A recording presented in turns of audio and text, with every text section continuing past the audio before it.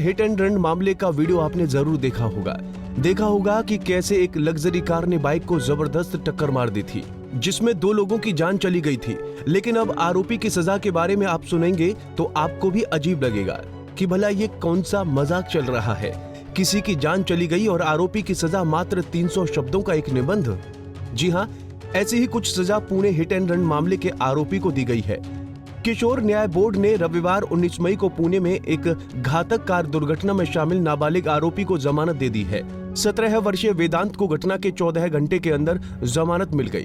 किशोर की जमानत की शर्त में यरवदा में यातायात पुलिस के साथ 15 दिनों तक काम करना और कार दुर्घटना का विवरण देते हुए एक निबंध लिखना शामिल है। इसके अतिरिक्त उसे शराब छोड़ने में मदद के लिए चिकित्सा उपचार से गुजरना होगा और मनोचिकित्सक परामर्श सत्र में भाग लेना होगा। मतलब 2 लोगों की जिंदगी छीनने वाले आरोपी को 300 शब्दों के निबंध लिखने के साथ जमानत दे दी गई। इससे हास्यास्पद और क्या होगा। दरअसल महाराष्ट्र के पुणे में बीते दिनों रफ्तार का कहर देखने को मिला था। यहाँ एक सड़क हादसे में 2 लोगों की मौत ने सभी को दहला कर रख दिया है। कल्याणी नगर के एक रेस्टोरेंट में दोस्तों के साथ पार्टी करने के बाद दोनों पीड़ित स्कूटी पर घर लौट रहे थे। जब वो कल्याणी नगर जंक्शन पर पहुंचे तो एक तेज रफ्तार कार पोर्शे कार ने उन्हें टक्कर मार दी, जिससे उनकी मौके पर मौत हो गई। एक रईस बाप के बेटे ने तेज रफ्तार महंगी कार ने 2 जिंदगियों को तबाह कर दिया। वहीं अब इस मामले में आरोपी वेदांत के पिता बिल्डर विशाल अग्रवाल को पुणे पुलिस ने संभाजी नगर से गिरफ्तार कर लिया है। देखिए, कल जो इंसिडेंट हुई है इसको पुलिस ने बहुत गंभीरता से लिया है। कल ही हमने इस केस में 304 आईपीसी के तहत कार्रवाई की है, जो कि नॉन बेलेबल सेक्शन है। इसमें नॉर्मली 304 ए जो कि एक फेटल एक्सीडेंट में लगता है, उस पे हम उसके अलावा हमने 304 आईपीसी के तहत कार्रवाई की है, क्योंकि एक अत्यंत हीनस इंसिडेंट था जिसमें एक एक्यूज्ड दारू के नशे में रैश ड्राइविंग करते हुए नैरो सड़क पे इस प्रकार से डेंजरसली गाड़ी चला रहा था। हमने कल ही कोर्ट को 2 एप्लीकेशंस मूव किए थे। एक कि ये केस एक हीनस क्राइम है जुवेनाइल जस्टिस एक्ट में, जिसकी डेफिनेशन निर्भया कांड के बाद ऐड की गई थी।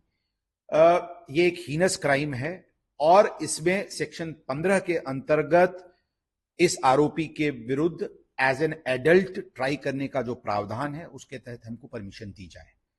सेकेंड एप्लीकेशन हमने मूव किया था कि ये एप्लीकेशन पे निर्णय होने तक इस एक्यूज्ड को रिमांड होम में, चाइल्ड रिमांड होम में इसको रिमांड किया जाए। अनफॉर्चुनेटली दोनों एप्लीकेशन हमारे कल रिजेक्ट हुए थे। हमने आज हायर कोर्ट में अपील करने की है हमने, और हमें विश्वास है कि हमें फेवरेबल ऑर्डर मिलेगा।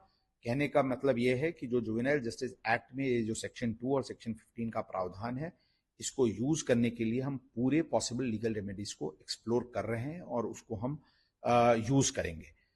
सेकेंडली, कल ही हमने उसके फादर, एक्यूज्ड के फादर को सेक्शन 75 जुवेनाइल जस्टिस एक्ट के तहत उसके विरुद्ध कार्रवाई की, जिसमें उसने एक माइनर को फैसिलिटेट किया इस क्राइम के लिए। उसने उसको गाड़ी प्रोवाइड की, उसने उसको पार्टी में जाने के लिए फैसिलिटेट किया, उसको वहां दारू पीने के लिए उसको पैसे और बाकी सुविधा प्रोवाइड किए। इसके लिए उससे सेक्शन 75 के अंतर्गत कार्रवाई की। और साथ साथ जो पब ओनर्स और मालिक है जिन्होंने माइनर को, अंडर एज को अल्कोहल सर्व करवाया, उनके विरुद्ध हमने सेक्शन 77 जुवेनाइल जस्टिस एक्ट के तहत कल कार्रवाई की है। इस हादसे का पूरा सीसीटीवी फुटेज भी सामने आया है। तेज रफ्तार के कहर के कारण हादसे की ये घटना पुणे के कल्याणकारी नगर की है। इस घटना में आरोपी की कार को भी नुकसान पहुंचा है। दुर्घटनाग्रस्त कार से बाहर निकलने की कोशिश करने पर लोगों के एक समूह को ड्राइवर की पिटाई करते देखा गया था। अब जो सीसीटीवी फुटेज सामने आया है उसमें साफ दिखाई दे रहा है कि कार बहुत ही ज्यादा स्पीड में जा रही थी और आगे हादसे का कारण बन गई। हालांकि हादसे से पहले का भी एक वीडियो सामने आया है जिसमें आरोपी वेदांत अपने दोस्तों के साथ एक पार्टी में शराब पीता हुआ नजर आ रहा है। शराब के नशे में आरोपी तेज रफ्तार कार से अपने घर जा रहा था, तभी यह हादसा हो गया और 2 जिंदगियां खत्म हो गईं। खास बात यह है कि बिल्डर का 17 वर्षीय बेटा जिस पोर्श कार को चला रहा था उसका मार्च से रजिस्ट्रेशन नहीं था। बेंगलुरु में एक डीलर के माध्यम से इस कार को बुक किया गया था। गाड़ी का रजिस्ट्रेशन करना मालिक की जिम्मेदारी है, लेकिन बिल्डर ने ऐसा नहीं किया। ये गाड़ी बिना नंबर प्लेट के ही सड़क पर दौड़ रही है। इसे लेकर पुणे आरटीओ का कहना है कि पोर्श कार के रजिस्ट्रेशन के लिए आवश्यक शुल्क का भुगतान नहीं किया गया था। बता दें कि मृतका अश्वनी कोष्टा के पिता सुरेश कुमार कोष्टा बिजली विभाग में कार्यरत सहायक के पद पर पदस्थ हैं। इनका बड़ा बेटा संप्रीत बेंगलुरु में सॉफ्टवेयर इंजीनियर है। अश्विनी पिछले 2 सालों से पुणे में रहकर सॉफ्टवेयर इंजीनियरिंग के तौर पर काम कर रही थी। अश्विनी इससे पहले अमेज़न कंपनी में भी 1 साल पहले ही उसने जॉनसन कंट्रोल कंपनी में बतौर सॉफ्टवेयर इंजीनियर ज्वाइन किया था। पहले से बना हुआ है, वो अलग से तो लागू करने की जरूरत नहीं है, तो उसी के अनुसार कार्रवाई होनी चाहिए जिसमें आगे लोग सबक लें। पिता को अरेस्ट किया है वो किसी केस दोनों को चलना चाहिए, लड़के और लड़के के दोनों को केस चलना चाहिए। कानून का पहले होना चाहिए। इस तरह के माँ बाप अपने बच्चों को लापरवाही से दे देते हैं।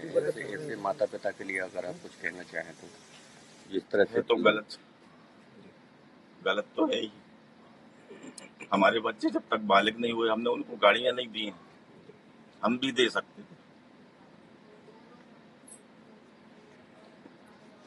गाड़ी चलाना तो आना चाहिए ना।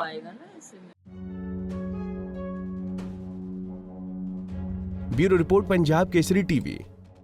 हमसे जुड़े रहने के लिए हमारे YouTube चैनल को सब्सक्राइब करें और नई वीडियो की नोटिफिकेशन के लिए बेल आइकॉन को दबाएं।